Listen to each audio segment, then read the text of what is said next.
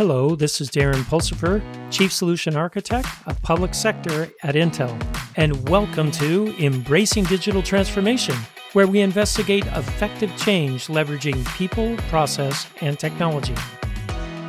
On today's episode, we're going to talk about managing risk in the face of ransomware with special guest Steve Orrin, CTO of Intel Federal. Hello, Darren. Good to be here today. Oh, you are on my show more than any other person I've had on my show. Why is that? Well, I think security is just a fun topic. I think you're just a glutton for punishment. It's could be security too. Guys, right? Right.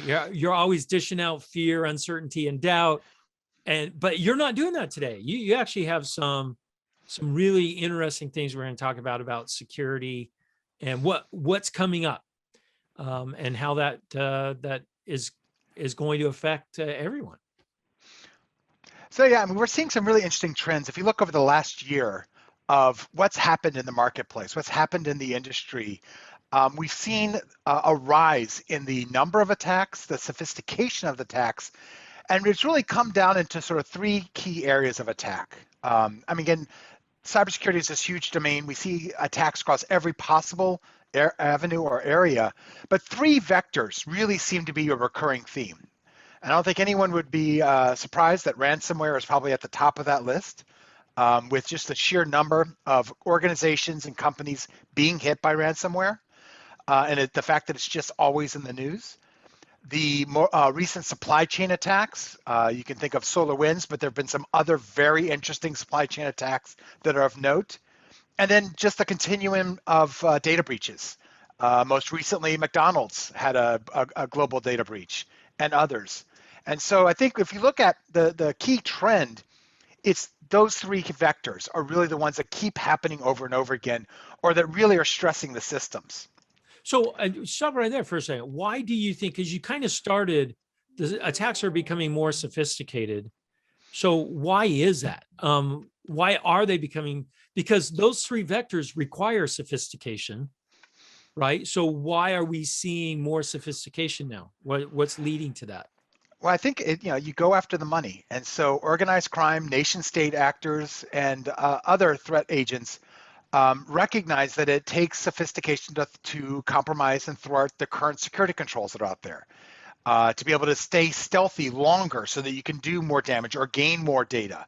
And so in order to be able to be stealthy longer, to be persistent in the organization, or to be able to enable the scope and scale that they're looking for, it requires, it's a constant cat and mouse. So as our security controls in the security industry get better and get better deployed, and our turnaround time on vulnerability patch management gets better, and our detection rates get better, the adversary continues to get better.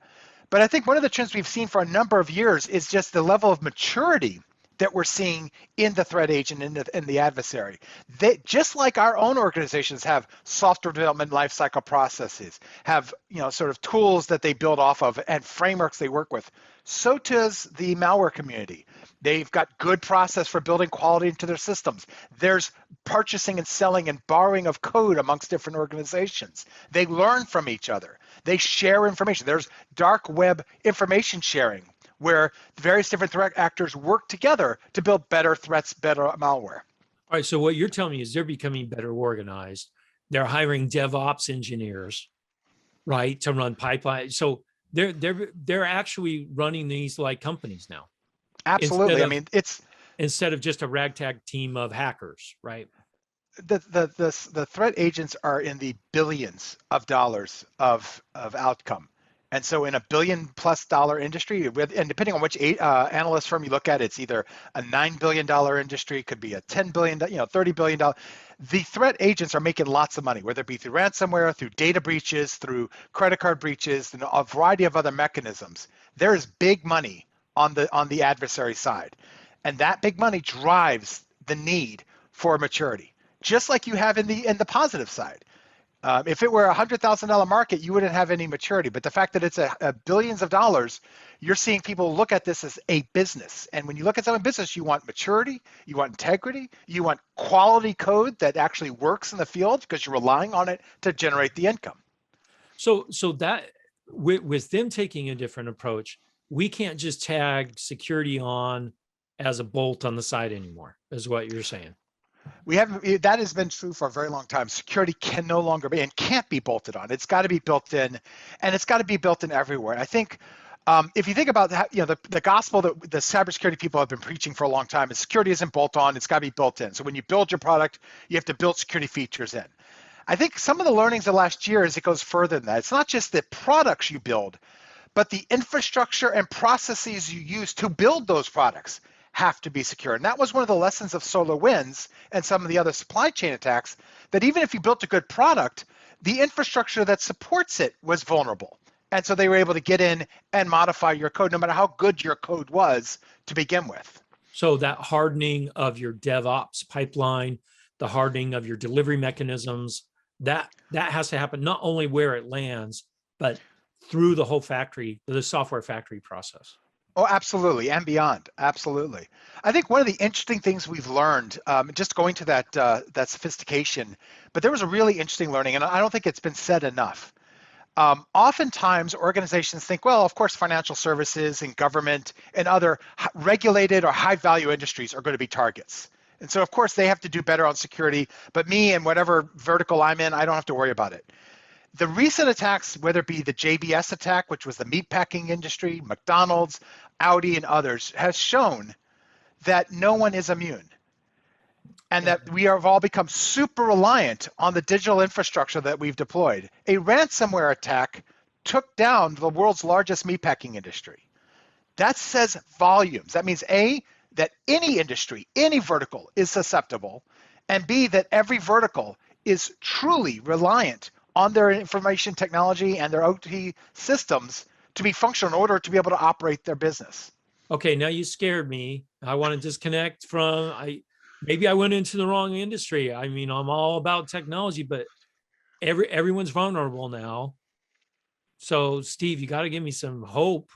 Is there hope out there? I mean, what do I do? I mean, you're right. Meat, they attack the meat industry. I mean, come on.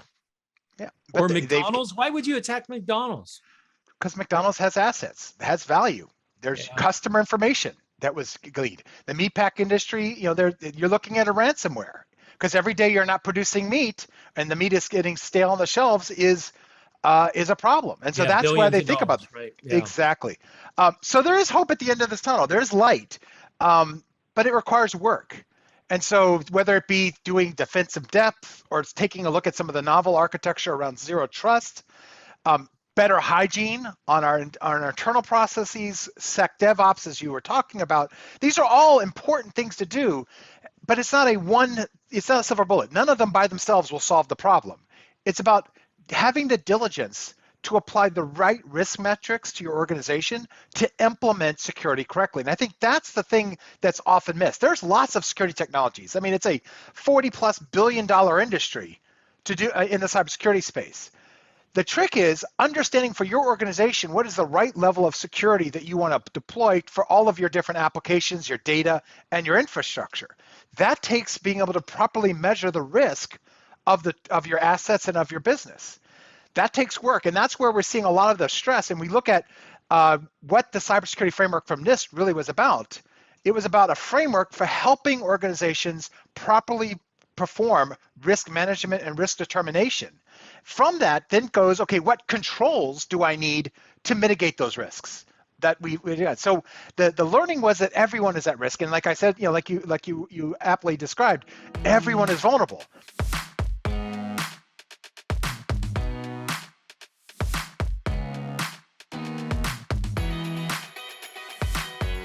The solution is to understand what is my risk so that I can secure it. If you don't understand your risk, no amount of security controls will actually do the job because you don't know you're applying it to the right place. Yeah, because you can't apply it everywhere is what you're saying, because there's too many. I think that's interesting too. There's too many tools there, right? I mean, what tool do I apply where? It's like going into the hardware store nowadays, right? I can't just buy a hammer. Right? There's how many different types of hammers? I just want a hammer and nail. I just want to do something, but you can't do it because there's so many options. And now there's training involved and doing it right. I still just get the biggest hammer I can find and use it. But here's the thing, if you knew what you were building a shed and using wood and you had wood nails, you know exactly the right hammer for the job. And that's what risk is only about. only because I went to YouTube and looked it up. And you know, and that's harder to do with security tools, right? A lot of these tools, because I played around with them, they require a lot of knowledge up front to understand those things. So where do I go? If you know, I'm a mid-sized company, or maybe I'm in a company that's not high tech, I don't have, you know, I don't have a bench full of expensive CISO or, you know, security experts. Where do I go? Is there a place that I can go to find out, is NIST the right place? Where do I go to find out how to go forward? So there's some really good questions there. There are great resources out there, whether it be SANS, as far as training. There's groups like ISACA for being able to get access to information on how to do security risk assessment, how to do audit properly. So there are great organizations out there that you can get that information. There are companies that their business is to help you understand your risk or help you understand how to deploy technologies to vet those things. So there's obviously lots of tools out there for you. The key is starting with what is the right set of policies and risk for your organization. One thing that I think that Zero Trust, as much as it's been a marketecture for a long time, one of the tenets of it is this notion of what's called default deny. And so, but even if you haven't fully figured out how to deploy a Zero Trust architecture yet, the premise of not allowing everything to have total access, of just denying outright all access requests until proven that they deserve it, is a step in the right direction. Because what that means is that you're putting up a gate before you ever get into the door. And then once you get in the door, there's another gate. And every door you go through has got a lock, as opposed to one master drawbridge, and then everything is soft on the inside. That defense in depth approach of the default deny is one of the tenets of Zero Trust. There's a lot more that goes into it, and we're not there yet as an industry. But I think that alone is a key thing. But if you are a CISO or a CEO of a small business, and you're worried about how do I properly do this, there are some great resources out there, whether it be things like, you know, if you're a big enough organization to have the resources to do a cybersecurity framework, great. If you're not, there are good trainings you can get from SANS and ISACA. There's things like the security scorecard. There's open source tools that are available. How do you rate your implementation across what they call the different vectors of security? You know, detect, identify, authenticate, recover. There's tools out there called the security scorecard that will help you assess a particular application or a particular business process. But it takes work. And then again, what we find is that small businesses often playing catch up. Yeah. Because they just don't have the resources. And that's where companies like MSPs come into play, managed security providers, where they do this on your behalf. It's important to note that you need to vet those companies well, because they themselves have become targets of the ransomware and the supply chain attacks, because they know it's a scaling function. If I hit one MSP, I get 1,500 customers in one fell swoop, which is what we saw with the Kiasa attack. So again, there are things you can do, but again, there's always, you know, a risk involved. So you have to properly evaluate that risk. So I love how you said, let's use some managed security providers, because if you're a mid-sized company, your strength is not necessarily cybersecurity.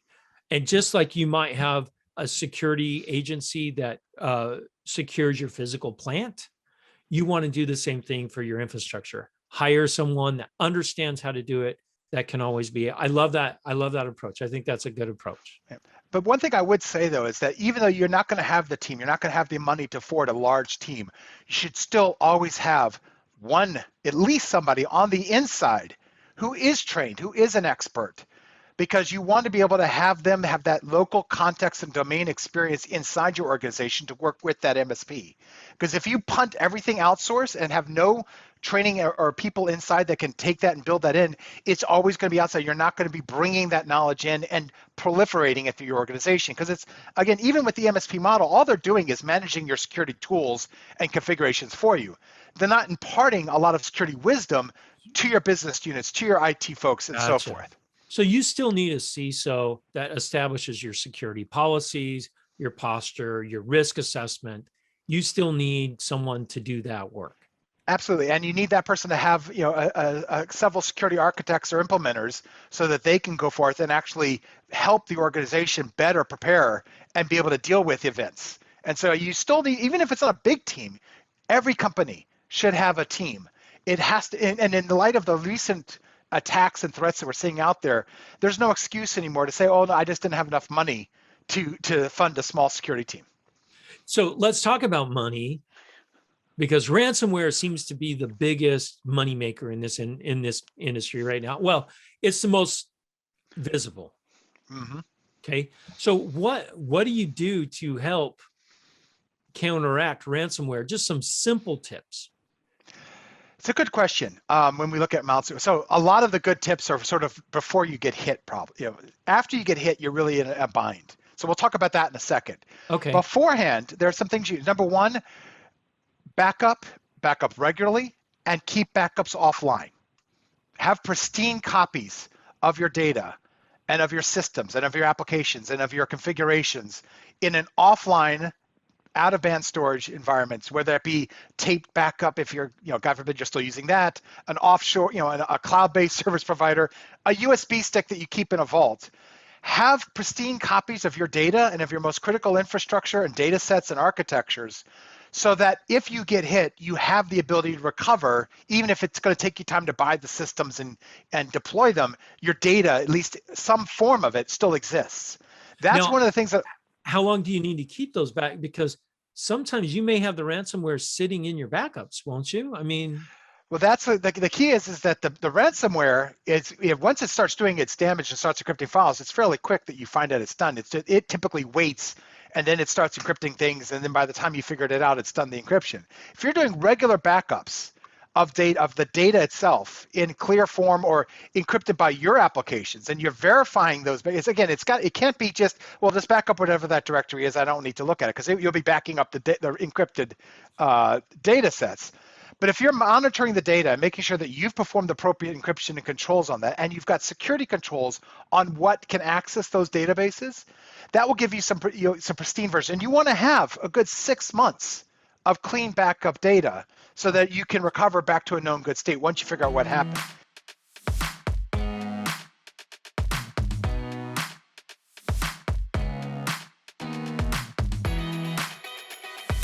Another key thing that I found, again, this is cost money, but it is, in light of the threat, is have available systems. So for instance, if you're running a certain database product and it needs to run on a particular rack or type of server or type of platform, having the ability to have those systems available offline so that you can spin them up in a failover or a redundancy model. So business continuity planning. A lot of people do business continuity planning from a physical disaster, flood, power outage, what have you. Having some systems available where you could quickly deploy those VMs and those containers with your database, with your HR systems, with your custom relationship management, whatever those mission critical enterprise applications are, to get you back up and running while you both figure out what went wrong, but also while you wait for your OEM or your supplier to ship you new systems. If you can't recover, having the ability to get back at least partially up and running is going to be absolutely important. And so having redundant systems available that you can then bring online, having the ability to go to the cloud when needed, to burst to the cloud so that you can recover even if in a cloud basis until you get your local systems back up and running. Those are kind of the techniques that you could use. I was going to say cloud would probably be the easiest, right? Maybe. Well, in theory, the problem with cloud, of course, is that it can be ransomware like the rest of your data. So it's about keeping cloud resources in a pristine state. In a pristine state. So maybe even saying, hey, I've got my business continuity cloud is actually a different cloud service provider. Potentially, yes. That's one step. The other that we've seen organizations start to do is what we call the canary in the coal mine. Is having systems deployed across your enterprise that have the sensors turned to 11.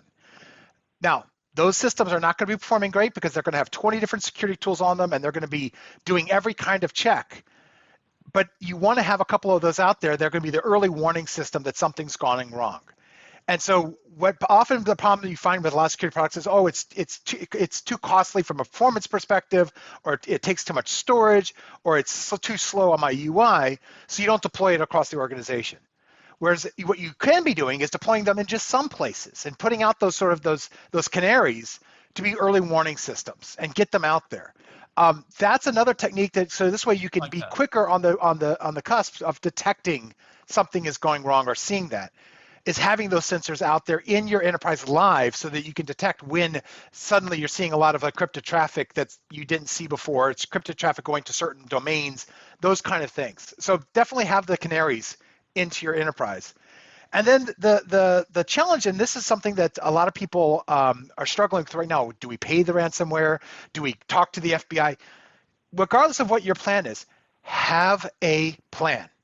That is the key. You may not, you're still going to get screwed. It's still going to happen. Something's going to happen. You're going to get the ransomware. But if then suddenly you have to figure out, okay, what do we do? You're going to be behind the 8 ball the whole time. So start with having a plan. What is it and the plan should be implemented not just with technical people, with your lawyers, your compliance officers, your CEO, your CFO, counsel. Everyone should be together and say, here is the plan for when we get hit by a ransomware or a data breach. Who do we call? What numbers do having the FBI's phone number and having that plan on a piece of paper so you can access it is important. I can't access my plan. It's been encrypted with everything. Yeah, but so definitely have a plan that everyone's bought into so that when it happens, you kick that plan into motion and people know what to do. So you're not scrambling. And that will buy you time because then if you look at some of the attacks that have happened, you look at the investigations, there was lots of time, weeks that went by as people try to figure out what to do or who do I call before anyone started doing anything. And then whatever the plan is, and again, I'm not advocating for one thing or another, but make sure you have that plan and everyone bought into it. So you're ready to go. And if your plan is that you're going to pay the ransomware, you should know how to buy Bitcoin. If your plan is to call the FBI, you should have the local FBI office and the digital office's numbers and contact information. The other piece is war game that plan.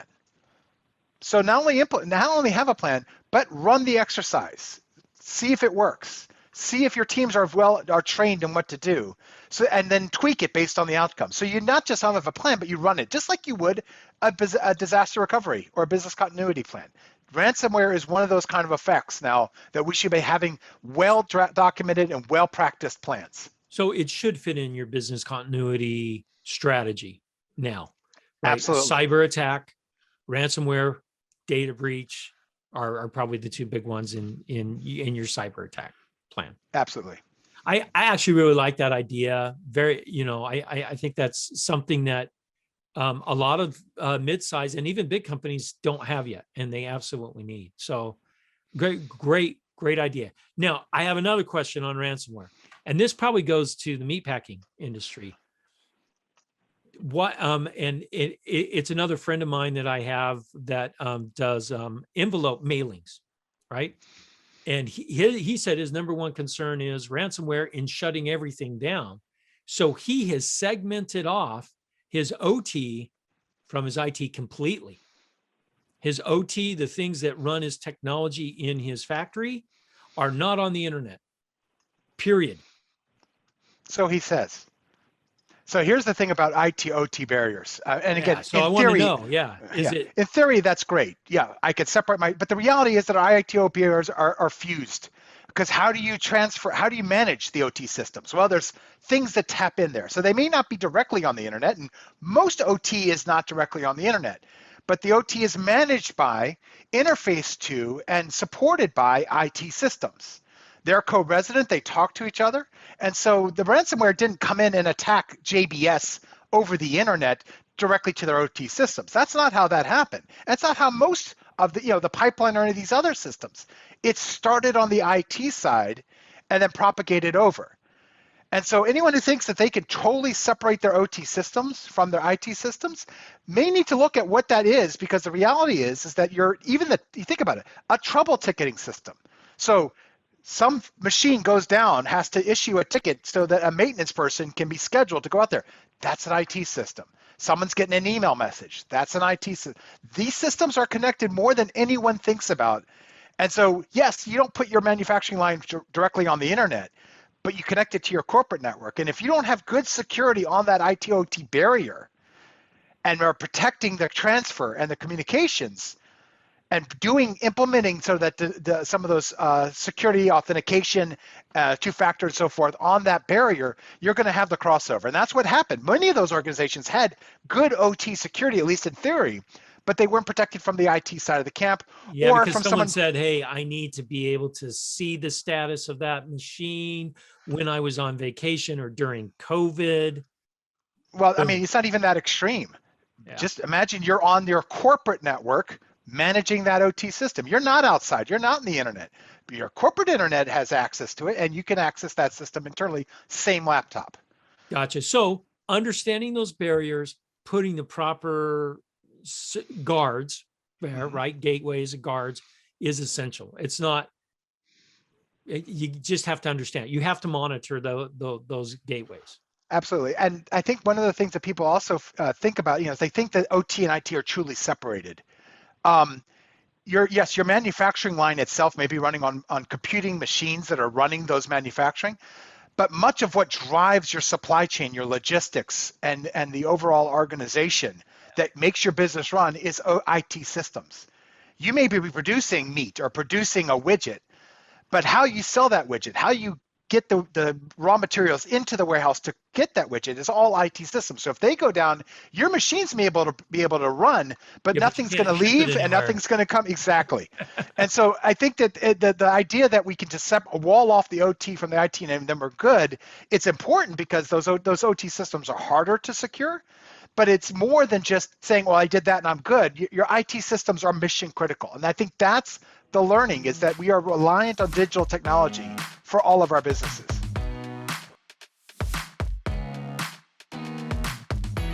Thanks for listening to Embracing Digital Transformation today. If you liked our episode, go ahead and give us 5 stars on your favorite podcast or video streaming site. You can also find out more on embracingdigital.com. Until next time, keep moving forward and do something wonderful.